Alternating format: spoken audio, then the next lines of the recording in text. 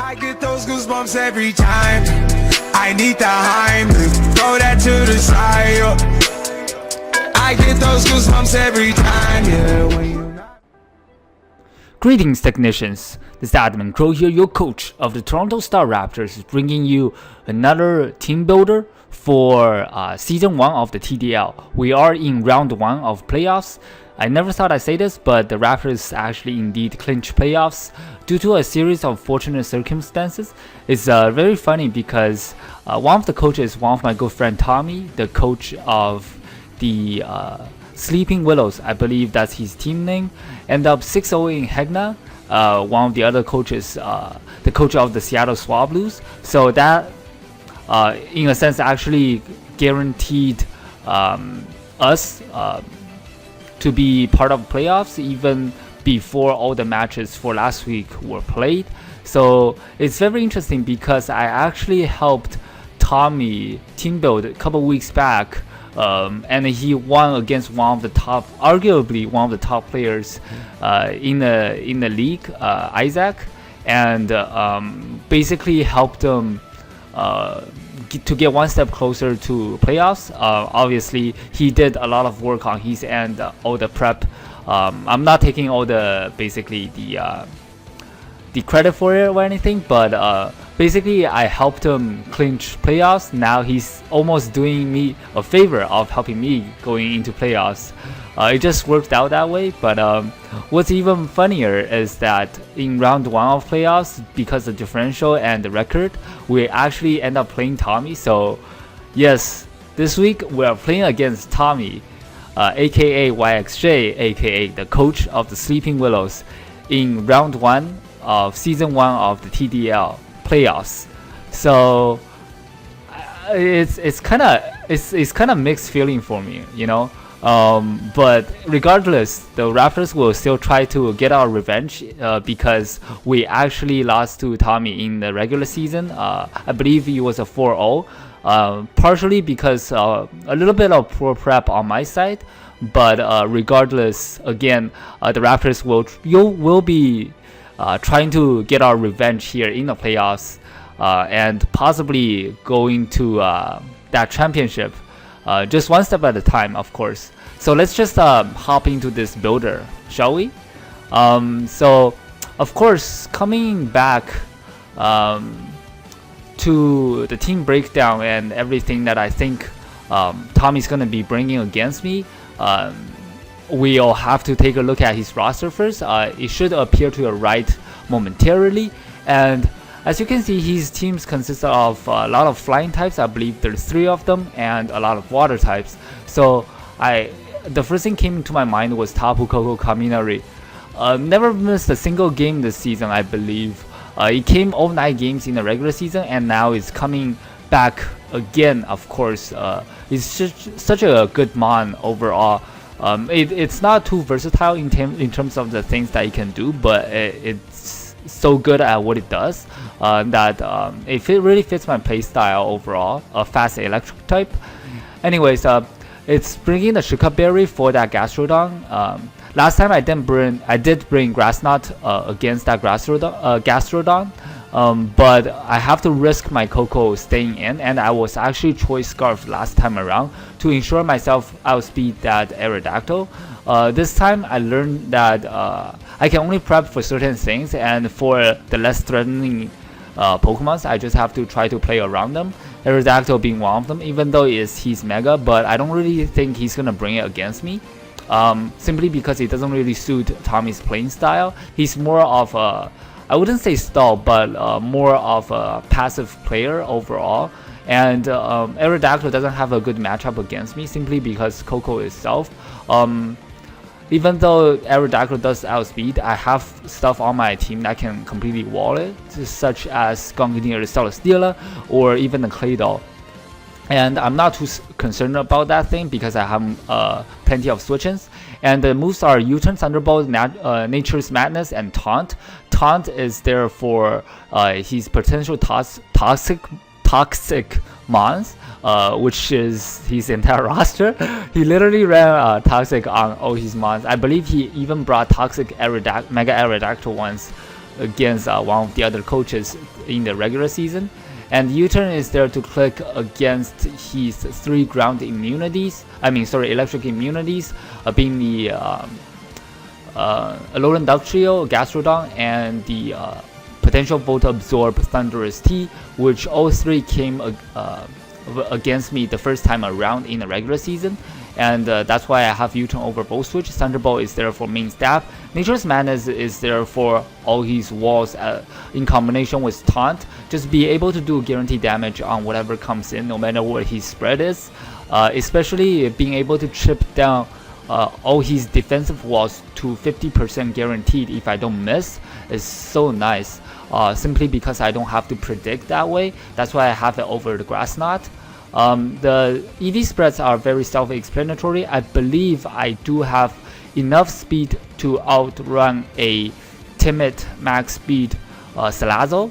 I don't have enough speed for the Greninja simply because I don't think he's going to be bringing Greninja against me, because he will need both his Gastrodon and potentially his Alola to take on my Mega Sharpedo. That's already 2 water types, even though they don't really share the same weaknesses, barring Grass.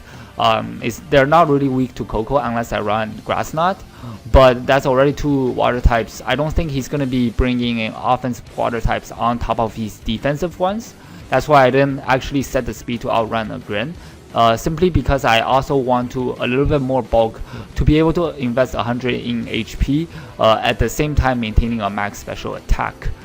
So up next we have Totoroki. Oh yeah, the Shuka Berry here is be able to stay in against that Gastrodon specifically, because I know that thing's coming for sure. For my Mega Sharpedo and my Coco is just so good. If it's a Steph variant, it also eat up HP grasses from Electivire, which is actually what I brought against him last time around. That's why I try to mix things up a little bit this time around, bringing Nature's Madness. I believe this is the first time I'm bringing Nature's Madness throughout the season. Actually, I don't think I ever brought it in the regular season. Anyways, this jump into the next member we have here, Kieran Black, Totoroki with the item Life Orb, ability Terra Volt. The moves are Facade, Fusion Bolt, Roost, and Dragon Claw. And the EV spreads are Adamant Nature with max attack and mostly HP, and just a little bit in speed in case he wants to speed creep me with his Finny. The Life Orb is help me hit as hard as I can with the Adamant Nature. I believe this is actually the first time I brought Adamant Nature Kieran Black, simply because there are so many fat walls on his team. I really want this thing to act as a wall breaker. One of the best wall breakers in League format actually. And I'm actually bringing a fully offensive Kieran Black this week, just so to ensure that I can break those walls. The Fusion Bolt is there for his water types, mainly the Finny and Alola, especially the Finny since it resists my dual stab. Roost is there for longevity in combination of Life Orb to ensure I can get off as many hits as possible and just be able to roost off on his faster threats, on his more defensive or passive walls. And he doesn't have really fast, he does have a lot of fast members. However, I have so many switch-ins for those members, mainly being the Aerodactyl, the Salazzle, and the Cobalion, and what's the other thing, Greninja. I do have switch-ins for those, that's why I'm not as concerned. So I'm not gonna be staying against those mons that are faster than me anyways. So I can just roost off, and if he roost off any damage from his more passive mons, and if he so decide to go for Scald or Toxic primarily, I can fire off that Facade. It actually does more than Dragon Claw simply because I didn't want to get myself locked into Outrage, as in case he does bring that Tapu Fini, even though he didn't bring it last time around. And the Facade actually for a fact does more than Dragon Claw if I am burned or toxic or just status overall. A Facade will go to 140 base power, whereas Dragon Claw with stab will hit 120. With this set, I also guarantee 2-hit KO a fully physically defensive Gastrodon. Even though I think that thing's gonna be more specially defensive to handle the Coco if he does bring it. I still have to prep for a defensive one for sure. Dragonclaw has an 18% chance to guarantee a 2-hit KO if two-hit KO if I go for 2 of them. But the thing is, I can just go for a facade if he so decide to toxic me the turn that he can go for an attack. So that will ensure me the 2-hit KO on the Gastrodon. So up next we have Calculated Porygon 2, packing the Eviolite and the ability Trace once again. And Trace is so good against him this match. This becomes my designated switch in for that Thundurus. Although I do have to be careful of Z Fightinium Z. In case he's running Superpower or Focus Blast, I'm not sure which route he's gonna go for. A set that really scares me is the Double Dance variant, Double Dance Thundurus. That's why I have this move set right here, Toxic Recover Discharge Conversion, with that Toxic nicely placed in the first slot. In case you guys don't know what conversion does, it changes my typing to match my first move. In this case, if I do get off a conversion against his slower threats, or slower walls, I should say, such as Lola Mola or the Gastrodon, or even the Stoutland if he's not fully invested in speed or have a minus speed nature, then I can just get off a conversion and be able to turn into a poison type with my P2. That way it not only ensure I don't get toxic unless he brings corrosion Salazzle with toxic, which I don't think he's gonna bring. I mean, he very well may bring Salazzle, but he did bring that last time versus me as well, but I don't think he's gonna have toxic on it. So basically I will be able to turn into a poison type and make myself immune to toxic or just poison in general, and be able to fire off 100% accuracy toxics. And this also ensures me to wall that Thundurus because I can trace his Volt Absorb ability and be able to turn into a poison types in case he's packing a Focus Blast or a Superpower for the P2. And Discharge is there to take advantage of Coco's electric terrain. As I mentioned before, he has a lot of flying types and water types. That's why electric spam is so good against them. The EV spreads are just max HP with mainly physical defense actually, and a little bit in def and a little bit in speed in case he wants to speed creep me with his Alola Mola. He did bring a physical, or I guess a more offensive Alola Mola a couple times in the season, so I have to prep for that as well. And the more physical defense, the more physical bulk heavy spread is to ensure that I can take a close combat from a Cobalion. And I'm pretty sure I also take a +2 if he's Jolly. I didn't do the calc on that, but I don't really need the stuff in order to take on the Thundurus. He's most likely gonna be running a special Thundurus anyways, but because my ability to chase his Volt Absorb, I'm not as concerned. But I really have to be wary of a mix set with Superpower in case he does run Fightinium Z Superpower on his Thundurus to take on the P2. And but in case he is fighting Electrics with Dual Dance, Claydol walls the Thundurus indefinitely. That's our next member here, Demonic Pillar, the Claydol, coming back. The last time around I didn't bring Hazard Control against him, and proven to be a mistake. I couldn't get rid of his rocks, and it really hinders my ability to be able to pivot around my team, which is what I so heavily rely on with that Volt Switch or U-Turn Coco. This time I'm bringing Claydol with leftovers, obviously the ability Levitate, and the moves are Toxic, Rapid Spin, Stealth Rock, and Earth Power. Initially I had a Psychic Earth Power that gives me coverage to hit his entire roster. However, I wanted more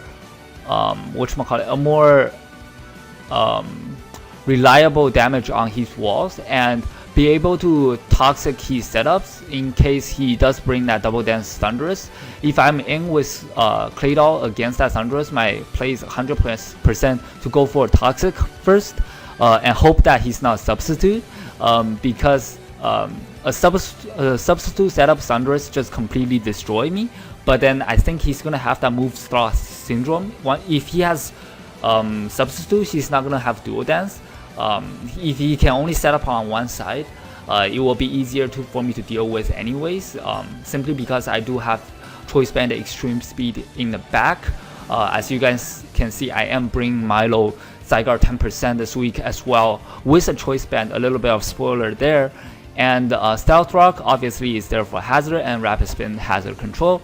And Earth Power is just there to hit, to give me as much coverage as possible, mainly for the Cobalion if he decide to lead that thing, or the Alolan Ductrio, which is what he led with last time, predicting my Coco lead. So next up, the EV spreads are max HP with mainly Def obviously to take on the Thundurus, and just a little bit in defense in case he goes for knockoffs, and with his whatchamacallit, Thundurus. I'm pretty sure Thundurus gets knockoff, right? Or knockoff on his Tapu Fini. If I'm in with Porygon 2 against that Tapu Fini, I'm actually going to switch, even though that he can't really touch me. I'm going to have to scout out for that knockoff for sure. And this is my switching to that Tapu Fini.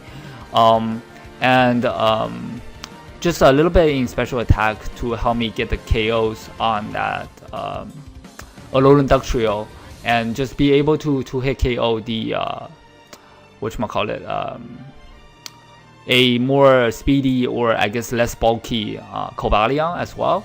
So up next we do have Milo Zygarde 10% right here, packing the choice band. The movesets are Thousand Arrow, Extreme Speed, Outrage, and Facade. Facade is the same idea as Todoroki the Kieran Black, just in case I get Toxic or Burned, but the moves that I'm most likely gonna click is Thousand Arrow. This thing is to act as a late game sweeper or a wall breaker alongside of Kieran Black, just to be able to ditch out bandit Thousand Arrows whenever I come in on free switching, or choice bandit extreme speed in case he does get to set up with his Salazzle or Thundurus, and in case things get out of hand.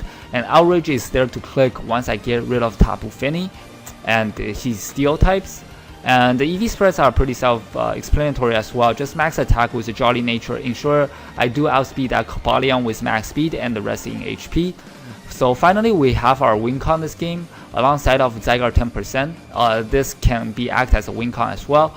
So I do have Gungnir Celesteela right here, packing the Flynium Z for the first time this season as well, and the ability Beast Boost with the moves Flamethrower, Giga Drain, Air Slash, and Autonomize. Giga Drain Air Slash hits his entire roster for either neutral or super effective damage. Air Slash Flynium Z just hits so incredibly hard after a +1, and it's not too hard to achieve with that Giga Drain, simply because he has so many water types on his team. Flamethrower is there for his steel types, primarily the Alolan Ductrio and the Cobalion, but the Cobalion I can hit neutrally with Air Slash anyways. It's just a good neutral move to be able to go for against them in case I don't want to miss that Air Slash. It is 95% accurate. And after one Autonomize with my ED spread right here, Mild Nature plus special attack minus defense, and 168 in speed ensures me that I outspeed a, I believe is a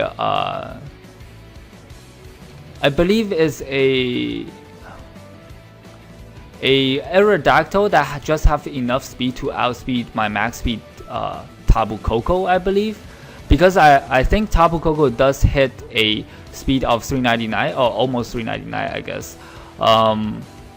So in case he's bringing his Aerodactyl, a Mega Aerodactyl, and try to speed creep my Koko, and then I will be able to outspeed that thing with a just a neutral speed nature. Simply because I want to run a non-speed boosting nature. I want to be able to boost my special attack to help me hit as hard as I can. Once I do set up with my Autonomize, there's a good chance that the thing can sweep through his entire roster if I just weaken down his walls a little bit. And the max special attack, obviously, as I said, is to help me hit as hard as I can. Just a little bit in defense with a defense minus nature in case I do have to take a return from that Stoutland. And a the rest in HP just to give me a little bit more bulk. So yeah, that's the team. It's a really long one this time, simply because it is round 1 of playoffs. I want to be able to cover my whole set and basically everything that I have in mind going into this match. So yeah, I hope you guys enjoy the builder. I guess I will be seeing you guys in the match. The match has already been played at this point actually, so just a little bit spoiler there. I think the video should go up tomorrow, if not the day after tomorrow. I am recording this on a Wednesday, so I guess I'll see you guys in the match. This is gonna be Admin Crow here signing off. See you in the next one. Goodbye, technicians.